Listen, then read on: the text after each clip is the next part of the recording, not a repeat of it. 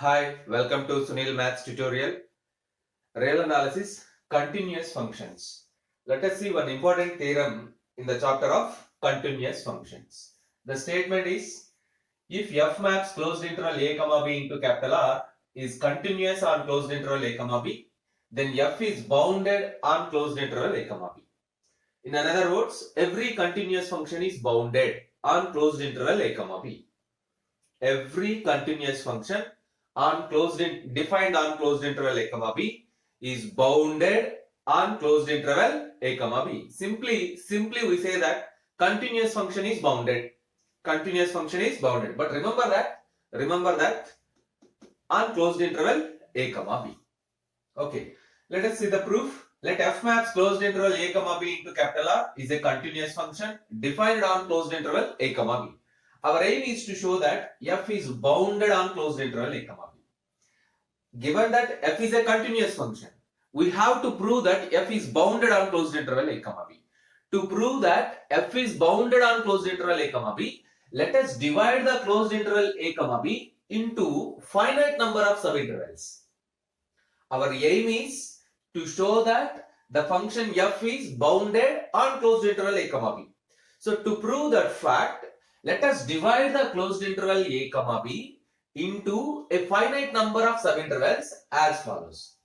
So we divide the closed interval into a finite number of subintervals. Closed interval a0 comma a1 where a is equals to a0, closed interval a1 comma a2, closed interval a2 comma a3, and so on. Closed interval an minus 1 comma an where an is equals to b. Right. Since f is continuous on closed interval a comma b, by data f is continuous on closed interval a comma b. It means f is continuous in each and every subinterval of closed interval a comma b. Because of f is continuous on closed interval a comma b, then f is clearly continuous on every subinterval of closed interval a comma b. That is, f is continuous on closed interval ai minus 1 comma ai for all I is equals to 1, 2 and so on smaller. It means f is continuous in every subinterval of closed interval a comma b means f is continuous on closed interval ai minus 1 comma ai for all I is equals to 1, 2 and so on small n, which implies mod f of x1 minus f of x2 is less than epsilon.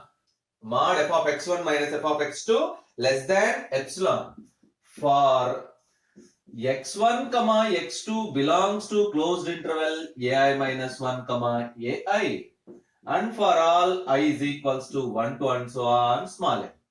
This is nothing but the condition of continuity. The condition of continuity. F is continuous on closed interval ai minus 1 comma ai means mod f of x1 minus f of x2 less than epsilon for x1 comma x2 belongs to closed interval ai minus 1 comma ai for all I is equals to 1, 2 and so on small n. For all I is equals to 1, 2 and so on small n. Now you observe that. Take x is an arbitrary point in the first subinterval a comma a1. Take x is an arbitrary point in the first subinterval a comma a1. First subinterval a comma a1. Then it is very clear mod f of x minus f of a is less than epsilon. Mod f of x minus f of a is less than epsilon by using this condition. Here x is replaced by x1, x2 is replaced by a. Mod f of x minus f of a less than epsilon because x is an arbitrary point in the closed interval a comma a1 and f is continuous. F is continuous on each and every subinterval. F is continuous in every subinterval. So f is continuous in the first subinterval also. Therefore, mod f of x minus f of a is less than epsilon. Now consider Now consider mod f of x is equals to modulus of f of x minus f of a plus f of a. Mod f of x can be written as, you observe that mod f of x can be written as modulus of f of x minus f of a plus f of a.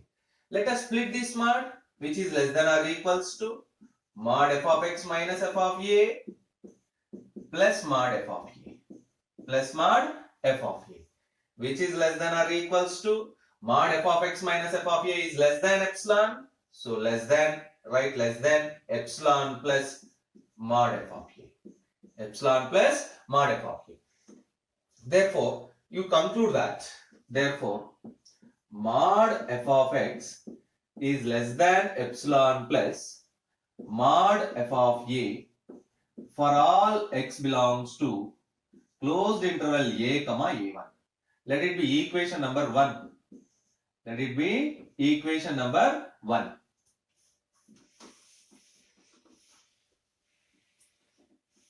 Observe this procedure.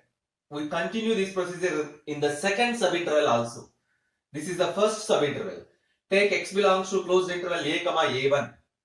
Then mod f of x minus f of a less than epsilon. Consider mod f of x is equals to mod f of x minus f of a plus f of a less than or equals to, by splitting the mod f of x minus f of a plus mod f of a. This condition is nothing but less than epsilon plus mod f of a. Therefore, mod f of x is less than some constant epsilon plus mod f of a. Let it be equation number 1. Now take x belongs to,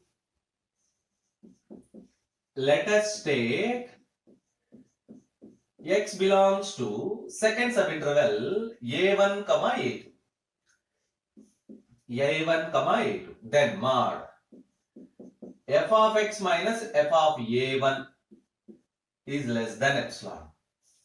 Now consider mod f of x is equals to mod f of x minus f of a plus f of a.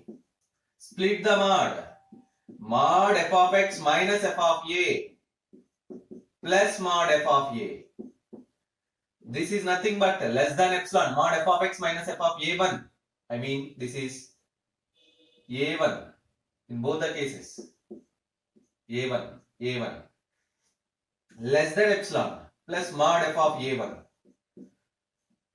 Therefore, we prove that mod f of x is less than epsilon plus mod f of a1.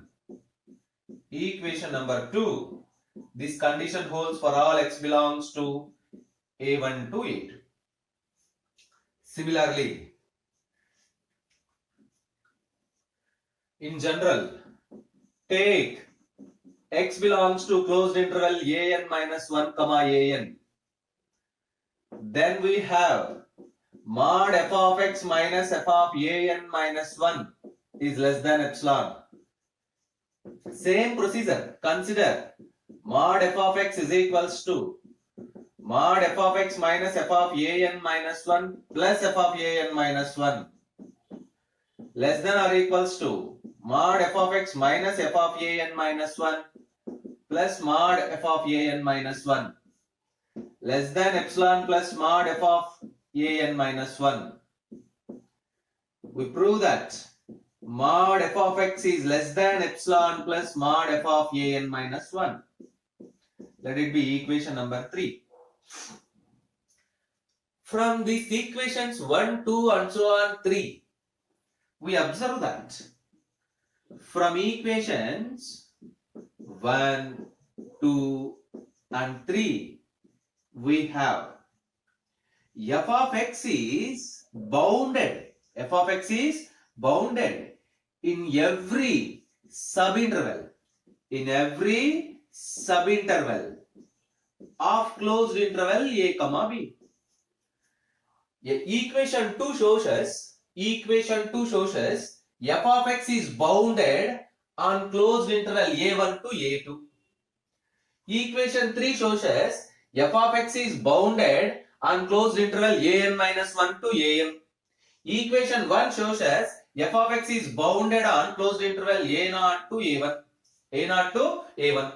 This condition shows us f of x is bounded in every subinterval of closed interval a comma b. f of x is bounded in every subinterval of closed interval a comma b. Therefore, f of x is bounded. f of x is bounded on closed interval a comma b. This is the required condition. Therefore, if f maps closed interval a comma b into capital R is continuous on closed interval a comma b, then f is bounded on closed interval a comma b. This completes the proof. One of the very, very important theorem for 10 mark section in the chapter of continuous functions.